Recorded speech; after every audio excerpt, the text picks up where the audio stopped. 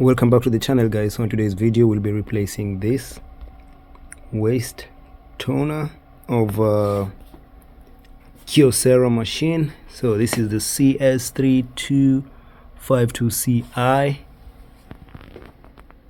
So the waste toner would be over here, which is on the number 1 unit for the paper, the copy paper. So what you need to do is you're gonna push this part inside, and then that's the waste toner. Pull it out slowly. You'd want that part facing up for the new one. So we have the new one over here. Here it is.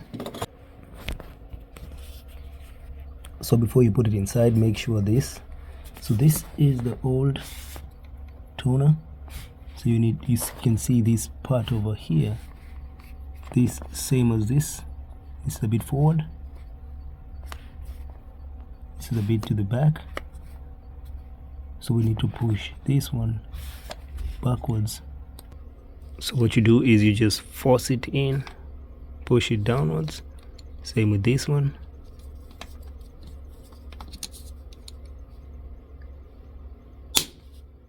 Once you hear the click sound, you know it's good.